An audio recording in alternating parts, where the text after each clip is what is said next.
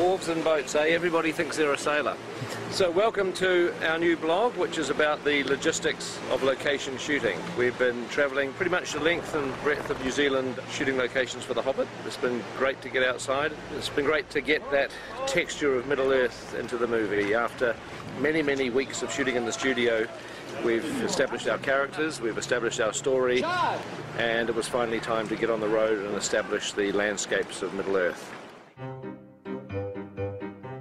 So we're currently moving about 500 crew for main unit to Hamilton, and then about 200 second unit crew to various parts of the country. We like to call it the biggest logistical move in cinematic history. Just because of the size of the fleet, close to 140 vehicles. As you can see, we're moving around a huge circus. I think everyone is secretly scared but quietly excited. The main reason for going on location on the project is to capture the scenic beauty of New Zealand. Peter's often said one of the things that won the fans over so much in the Lord of the Rings series was the unbelievable vistas and scenics because they were so magnificent. People are really excited about getting outside and taking this on the road. These are our changes for main unit crew, so this is how big we actually are. We're probably over 500. Everybody has to be in the right vehicle at the right time, they have to travel to the right place, they have to have rooms to be able to sleep in. I can't begin to imagine the logistics involved with shifting the crew, the cast, the equipment that we have on The Hobbit. It's pretty mind-blowing. You have to take everything with you to produce the films. We're having to provide our own electricity, areas to cook food, areas for people to sit down and eat. You've got to provide water, the bathrooms and the toilets that people need. You have to have weather cover, heat when it's cold, and you've got to provide cooling when it's hot. The daunting aspect of that is it's all got to get into trucks, it's all got to be on wheels, and it's all got to be ready to roll. We're about to try and cram all of this, and all of that, all of this, some of that, most of this, all these trucks, most of these people, but not that scissor lift up there that stays, are going to go into some of these trucks. These guys here are going to go into these trucks too. Nice one. No cell phone laws here, man. One of our biggest challenges on the production is actually shooting all the locations in one hit for both main unit and second unit. You can certainly start there. We're away for about 7.5 weeks if the weather holds up, so we're basically praying that every spot we go to in the country is sunny and beautiful. First location is Matamata, up in Old Hobbiton, so returning back to the first spot from Lord of the Rings, which is pretty exciting. Fantastic job, and we're out here at 4 o'clock in the morning. And as you can see, we're totally under control.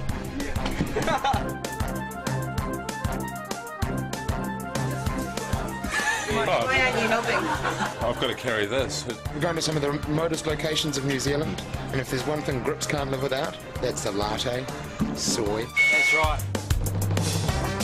We're getting ready to go away, and so far we haven't packed anything.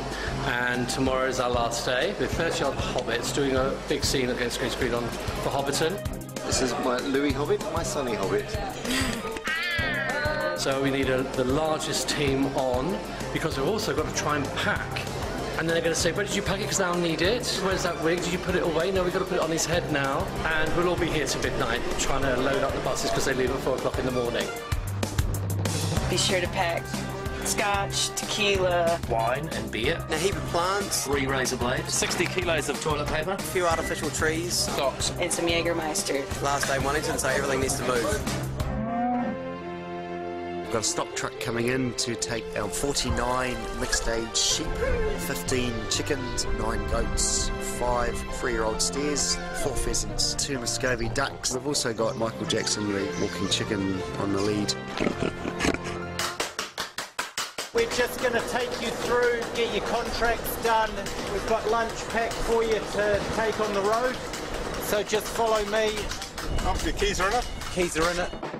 We've got GPS units installed in the trucks purely so we can watch what's happening as they move up and down the country. If you don't arrive, we can't shoot. Last truck should be out of here in half an hour, and then Hobbiton. Crikey. Just remember, the reason you're on this plane is because you're so valuable to the production.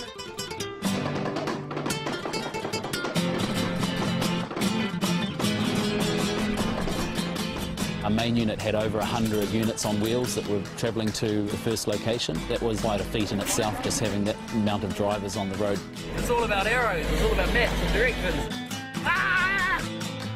Once we arrive, we get in and it's about an 8-hour turnaround from when the first truck turns up to when the unit base is actually functional for filming. They've got to get these trucks level for working in, got to get them all powered up, and they've got to get them all functioning so quickly.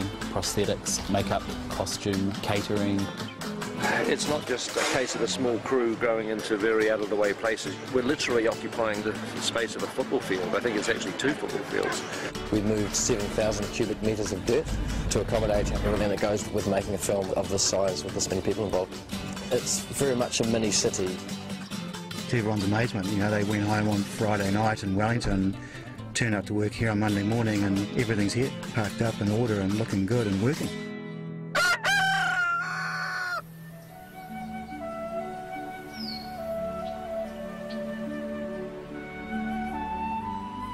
It's okay. Rough day at the office today, Mom. So after 110 days in the studio, we finally make it out into the sunshine. But I tell you what, Hobbiton is looking fantastic. The art department and the greens department have been working on it for nearly 2 years. The grasses have grown, the flowers are out, the plastic ones have even bloomed. It's weird when you come back to a place that you literally thought you would never see again. This is a great spot. To be standing there with Elijah dressed up as Frodo, it was the nearest thing I think I'm ever going to come to a time machine. This is actually the first time I'm stepping foot down into Hobbiton. I'll never forget that feeling of coming to Hobbiton for the first time. So much time spent in this universe, you know, with these characters, and I keep referencing the fact that I turned 19 when I came to Hobbiton for the first time. 11 years ago. I'm 30 now. I don't know, there's so many feelings of nostalgia and history. We'd been searching pretty much the whole country for this rolling green countryside. We were up here scouting around and found this place called Buckland Road. And sure enough, when we flew over it, we found the round tree, the hill, the lake. It was all meant to be. Of course, then it was a matter of talking to the owners of the land, getting their permission to shoot here and build here. It was a Saturday afternoon during a major New Zealand rugby game that he came and knocked on my father's door. And he said they wanted to make a movie, and my father actually said, "Lord of the what?" I think I kicked him under the table quietly, but that's how it all started. This time around they built it for real. So before, all of these Hobbit holes were built using polystyrene. When the filming was finished, they tore it all down. Even though it's been available for tours and, you know, for people to look at it, we didn't have any of the Hobbit holes here. Doing the Hobbit now, it gave us the ability to rebuild Hobbiton out of permanent materials. Materials that aren't going to deteriorate, and we can carry on showing people what's involved in making a movie behind the scenes. It's all, I mean, that's actual rock, stone. It's pretty amazing. Hobbiton is going to stay exactly as it is today, which is fantastic. There's real wood, there's real stone, real bricks, and it's going to be here hopefully for decades to come. Yeah, no, it's a great gift to the people of Manamaut, and as Minister of Tourism, I'm all in favour of it, so well done. Some prime real estate. I'll get you two. I'll get Tatum. Hobbits. Oh, Jordan. Hello. Hello. Hello. You guys having a good day? Yeah, it's good. How are those feet treating you? Yeah. Okay. Are they? When you're at Hobbiton, you forget that you're on a film set. Seeing it like this kind of living model village is just extraordinary. You just totally believe this place exists. And that's because it does. Maybe I've smoked a little bit too much of this now. It's an authentic village. It's 100% 360 degree, look wherever you like, little Hobbit village. You can imagine just being a Hobbit in this environment and get up and have a cup of tea on the doorstep and listen to the birds and frogs, children running around, or go to the market, buy a big bottle of beer and drink it. I'm loving it. You're not really designing a film set, you're trying to put yourself in the mindset of a Hobbit and figuring out, well, where would you like your house to be? There are 44 personalised Hobbit holes, and each Hobbit hole has the different little details depending on their location. It's kind of amazing, the door's actually open. Hello? Hello? No, nobody home at the moment. They must be at the market. Welcome to the set of The Hobbit. So how did you get involved in this? My 4 daughters auditioned and they all missed out. And I got in.